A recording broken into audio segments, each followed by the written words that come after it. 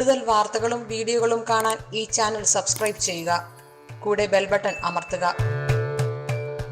Asia live ടിവിയിലെ feng shui പ്രോഗ്രാമിലേക്ക് ഏവർക്കും സ്വാഗതം. കന്നിമൂല എല്ലാവർക്കും ഒരു വലിയ പേടി സ്വപ്നമുള്ള ഒരു ദിക്കായി മാറിയിരിക്കുകയാണ്. കന്നിമൂലയെ പറ്റി നമുക്ക് ഒരുപാട് കാര്യങ്ങൾ, കന്നിമൂലയിൽ എന്ത് ചെയ്യാം, എന്ത് ചെയ്തുകൂടാ, കന്നിമൂല എന്ത് തരത്തിലുള്ള ബുദ്ധിമുട്ടുകൾ നമ്മുടെ ജീവിതത്തിൽ ഉണ്ടാക്കും എന്നൊക്കെ ഒരു കന്നിമൂലയെ പറ്റി എല്ലാവർക്കും ഒരു അറിയാനുള്ള ആഗ്രഹവും അവിടെ എന്തൊക്കെ ചെയ്യണം, എന്ത് ചെയ്തുകൂടാ എന്നൊക്കെ ഉള്ളത് എല്ലാവരും മനസ്സിലാക്കാനായിട്ട് ആഗ്രഹിക്കുന്നുണ്ട്. അപ്പോൾ കന്നിമൂലയെ പറ്റിയാണ് നമ്മൾ സംസാരിക്കുന്നത്. നമ്മൾ ഒരുപാട് പ്രോഗ്രാമിൽ കന്നിമൂലകളെ പറ്റി സംസാരിച്ചതാണ്. നമ്മൾ കൺസൾട്ടിങ്ങിന് ചെല്ലുമ്പോഴായാലും ശരി തന്നെ, ഒരു പ്ലാനുമായിട്ട് നമ്മുടെ അടുത്തൊരു വ്യക്തി വരുമ്പോഴായാലും ശരി തന്നെ, ഒരു പ്ലാൻ നമുക്ക് അയച്ചു തന്നിട്ട് അതിനെ ഓൺലൈൻ കൺസൾട്ടിംഗ് ആയിട്ട് ചെയ്യുമ്പോഴായാലും ശരി തന്നെ, കന്നിമൂല എല്ലാവർക്കും ഒരു വലിയ ബുദ്ധിമുട്ടാണ്. ഇപ്പം കന്നിമൂല ഭാഗത്ത് ഒരുപാട്, ഇപ്പോൾ നമ്മൾ കന്നിമൂലയിൽ വഴി വരുന്ന പ്രോഗ്രാംസ് ഒക്കെ ഒത്തിരി ചെയ്തിട്ടുണ്ടായിരുന്നു. കന്നിമൂലയിൽ വഴി വന്നിട്ട് ഒരുപാട് പേര് വലിയ ബുദ്ധിമുട്ടുകൾ അനുഭവിക്കുന്നു. അപ്പോൾ നമ്മളെ കൺസൾട്ടിങ്ങിന് വിളിച്ചത് തന്നെ കന്നിമൂലയിൽ വഴി ഉണ്ടായത് കൊണ്ടാണ്. അപ്പോൾ അതിനെന്താ ഒരു പരിഹാരം? മറ്റൊരു ദിക്കിലേക്ക് വഴി മാറ്റാൻ പറ്റുന്നില്ല, അതിനെന്താ? അപ്പോൾ അതിന് ഓരോന്നിനും ഓരോ പരിഹാരങ്ങളുണ്ട്. നമ്മളൊരു പുതിയ വീട് വയ്ക്കുമ്പോൾ കന്നിമൂല, അപ്പോൾ ഒരു പുതിയ വസ്തു വാങ്ങിക്കുമ്പോൾ കന്നിമൂലയിൽ വഴിയുള്ള ഒരു വസ്തു ആണെങ്കിൽ അത് വാങ്ങിക്കണ്ട. അതിൽ പിന്നെ രണ്ടാമതൊരു ചിന്തയില്ല, അത് വാങ്ങിക്കണ്ട. ആ ഒരു വസ്തു ഒഴിവാക്കുക, മറ്റൊരു വസ്തു വാങ്ങിക്കുക. അതല്ല, നിങ്ങൾ വാങ്ങിച്ചു പോയി, അല്ലെങ്കിൽ നിങ്ങൾ ഓൾറെഡി വീട് വെച്ചു പോയെങ്കിൽ ഉറപ്പായിട്ടും ഒരു കൺസൾട്ടനെ കാണിച്ചിട്ട് അതിൻ്റെ നിർദ്ദേശങ്ങൾ അനുസരിച്ചിട്ട് അതിൻ്റെ പരിഹാരങ്ങൾ ചെയ്യുക. അപ്പോൾ നമുക്ക് കന്നിമൂലയെ പറ്റി പറയാം. ഇത് ഒരു സ്ക്വയർ ആയിട്ടുള്ളൊരു പ്ലോട്ടാണ്. ഇത് ഈസ്റ്റ് ഭാഗം, ഇത് വടക്ക് കിഴക്ക് ഭാഗം, ഇത് തെക്ക് കിഴക്ക് ഭാഗം, ഇത് കിഴക്ക്, ഇത് തെക്ക് പടിഞ്ഞാറ്, ഇത് വടക്ക് പടിഞ്ഞാറ്. ഇതിൽ കന്നിമൂല എന്ന് പറയുന്നത് എവിടെയാണ്? തെക്കും പടിഞ്ഞാറും കൂടി ചേർന്ന് ഈ മൂലയാണ് കന്നിമൂല ഭാഗം. ഇവിടെ എന്തൊക്കെ പാടില്ല എന്നുള്ളതാണ്. പാടില്ലാത്ത ഒന്നാമത്തെ കാര്യം, ഈ ഭാഗം കുഴിയായി കിടക്കാൻ പാടില്ല, കുഴി പാടില്ല. രണ്ടെന്ന് പറഞ്ഞാൽ ഈ ഭാഗത്ത് വഴി പാടില്ല. മൂന്നെന്ന് പറഞ്ഞു കഴിഞ്ഞാൽ കിണർ പാടില്ല. നാല്, ചിലർ പറയും കിണറില്ല സാറേ ഇവിടെ ബോർവെല്ലാണെന്ന്, ബോർവെല്ലും പാടില്ല. അഞ്ചെന്ന് പറയുന്നത് ഈ ഭാഗത്ത് വീടിൻ്റെ പ്രധാന ഡോർ പാടില്ല, മെയിൻ ഡോർ പാടില്ല.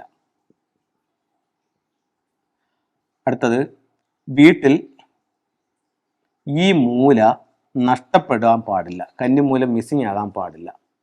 അത് കഴിഞ്ഞിട്ട് ചിലരിപ്പോൾ 2 നില വീട് വയ്ക്കുന്നുണ്ട്. അപ്പം 2 നില വീട് വയ്ക്കുമ്പോഴത്തേക്ക് കിഴക്ക് ദർശനമുള്ളൊരു വീടാണെങ്കിൽ ഭൂരിഭാഗം ആൾക്കാരും ഈ ഫ്രണ്ട് എലിവേഷൻ കിട്ടാൻ വേണ്ടിയിട്ട് ഇത്രയും ഭാഗം മാത്രമേ, അതായത് തെക്ക് കിഴക്ക്, കിഴക്ക് വടക്ക് കിഴക്ക്, ഇത്രയും ഭാഗം മാത്രമേ അവർ രണ്ടാമതെടുക്കുന്നുള്ളൂ. കന്നിമൂല ഒഴിച്ചിടും. കന്നിമൂല താന്ന് കിടക്കാൻ പാടില്ല. അടുത്തത്, കന്നിമൂലയിൽ സെപ്റ്റിക് ടാങ്ക് പാടില്ല, കന്നിമൂലയിൽ ടോയ്ലറ്റ് പാടില്ല. അപ്പോൾ ഈ കാര്യങ്ങളൊന്നും കന്നിമൂലയിൽ പാടില്ല. കിച്ചൺ പാടില്ല, വളരെ പ്രധാനപ്പെട്ട ഒരു കാര്യമാണ്. കിച്ചൺ പാടില്ല. കിച്ചൺ വരുന്നത് കുറച്ച് ആരോഗ്യ പ്രശ്നങ്ങൾ സൃഷ്ടിക്കും. കുറച്ചധികം ആരോഗ്യ പ്രശ്നങ്ങൾ കന്നിമൂലയിൽ കിച്ചൺ വരുന്നതുകൊണ്ട് സൃഷ്ടിക്കും. അപ്പോൾ ഇത്രയും കാര്യങ്ങൾ പാടില്ല. ഇതിൽ കൂടുതലുണ്ട്, എന്നാലും ഇത്രയും കാര്യങ്ങൾ പാടില്ല. അടുത്തത്, എന്തൊക്കെ നമുക്ക് കന്നിമൂലയിലാകാം? ഒരു വീടിനെ സംബന്ധിച്ചിടത്തോളം മാസ്റ്റർ ബെഡ്റൂം കന്നിമൂലയിലാകാം. മാസ്റ്റർ ബെഡ്റൂം കന്നിമൂലയിലാവാം. ഇവിടെ ഗൃഹനാഥനും ഗൃഹനാഥയും ഈ റൂം ഉപയോഗിക്കാം. അപ്പം തെക്ക് പടിഞ്ഞാറ് ഭാഗത്ത് നമുക്ക് ചെയ്യാവുന്ന ഒരേ ഒരു കാര്യം എന്താണ്? Master bedroom. അതുപോലെ തെക്ക് പടിഞ്ഞാറ് ഭാഗത്ത് ടോയ്ലറ്റ് കയറാൻ പാടില്ല. അപ്പോൾ അത് ആൾക്കാർക്ക് ഒരു ചെറിയ ഇത് വന്നിരിക്കുന്ന പറഞ്ഞാൽ, ഇപ്പോൾ അടുത്ത സമയത്ത് ഒരു പ്ലാൻ ഒരാൾ വരച്ച് കാണിച്ചപ്പോൾ ഇതവിടെ മാസ്റ്റർ ബെഡ്റൂമാണ്. ഇതിനകത്ത് ഈ ഭാഗത്ത് ഇങ്ങനെ എടുത്തിട്ട് ഇവിടെ ടോയ്ലറ്റ്, ഇവിടെ ഡ്രസ്സിങ് ഏരിയ, ഇങ്ങനെ ഒരു പ്ലാൻ എന്നെ കാണിച്ചു. എന്നിട്ട് ഇവിടെ നിന്ന് ഇങ്ങനെ കയറാം. അപ്പോൾ ഞാൻ പറഞ്ഞു ഇത് പറ്റത്തില്ല. എന്താ സാറേ? അത് കന്നിമൂലയിൽ ടോയ്ലറ്റ് കയറിയിട്ടുണ്ട്. ഇല്ല, കന്നിമൂല ടോയ്ലറ്റ് കയറിയിട്ടില്ല. കന്നിമൂല ഭാഗത്തിരിക്കുന്നത് ഡ്രസ്സിങ് ഏരിയ ആണ്, അവിടെ നിന്നാണ് ടോയ്ലറ്റ് വരുന്നത്. അപ്പം അതിൽ ഒരു ചെറിയ വ്യത്യാസമുണ്ട്. അത് പലർക്കും ഇന്ന് അറിഞ്ഞുകൂടാത്തൊരു കാര്യമാണ്. വീടിനെ നമ്മൾ കറക്റ്റ് 9 അങ്ങ് തിരിച്ചല്ലോ. അപ്പം ഇതിൻ്റെ കന്നിമൂല ഏതാണെന്ന് നമ്മൾ ചോദിച്ചാൽ പലരും പറയും ഇതാണ് കന്നിമൂല. ഇതിൻ്റെ കന്നിമൂല എവിടെയാണെന്ന് എൻ്റെ അടുത്ത് ചോദിച്ചാൽ ഞാൻ പറയും ഇത്രയും വരുന്ന 45 ഡിഗ്രിയാണ് കന്നിമൂല. അപ്പോൾ എന്ത് സംഭവിച്ചു? ഈ ടോയ്ലറ്റ് എവിടെ വന്നു? കന്നിമൂലയിൽ കയറി. ഈ മൂലയിൽ ടോയ്ലറ്റ് വന്നാൽ എന്തൊക്കെ ബുദ്ധിമുട്ടുകൾ ഉണ്ടാവും, അതേ ബുദ്ധിമുട്ടുകൾ ഈ 45 ഡിഗ്രിക്കകത്ത് എവിടെ ടോയ്ലറ്റ് വന്നാലും ഉണ്ടാവും. അതിൽ യാതൊരു സംശയവുമില്ല. കാരണം കഴിഞ്ഞ ഇത്രയും വർഷങ്ങളായിട്ട് ഇപ്പം നമ്മളൊരു വീടിൻ്റെ ഒരു കൺസൾട്ടിങ്ങിന് ചെല്ലുമ്പോൾ അവരടുത്ത് അവിടുത്തെ പ്രശ്നങ്ങൾ എന്താണെന്ന് നമ്മൾ ചോദിക്കുന്നില്ല.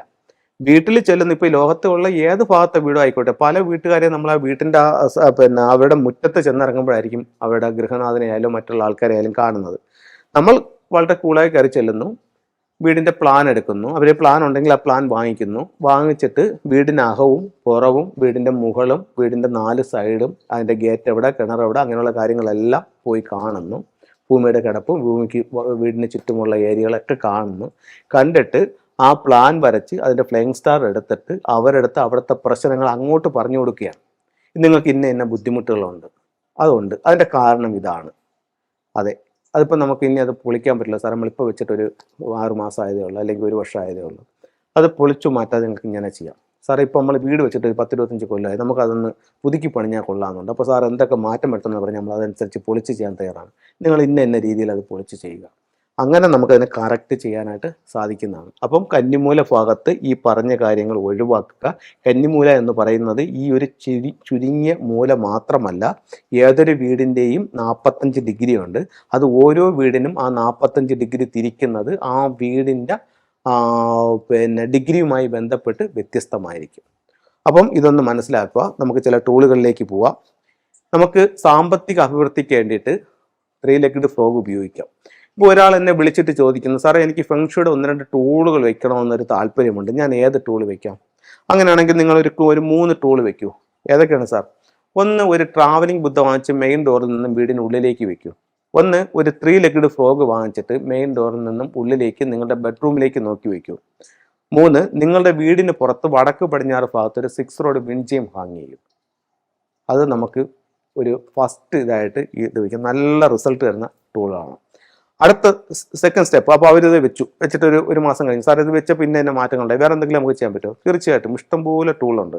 അടുത്തത് ഇന്ന സാധനങ്ങൾ വയ്ക്കും. അങ്ങനെ ഓരോന്നും അവർക്ക് പരിചയപ്പെടുത്തി കൊടുത്തതനുസരിച്ച് ചെയ്ത് അവരെ പതുക്കെ ജീവിതത്തിലേക്ക് നമുക്ക് കൈപിടിച്ചുയർത്താനായിട്ട് സാധിക്കും. എല്ലാവർക്കും എല്ലാ ഐശ്വര്യങ്ങളും ഉണ്ടാവട്ടെ എന്ന് പ്രാർത്ഥിച്ചുകൊണ്ട് നിർത്തുന്നു. നന്ദി, നമസ്കാരം.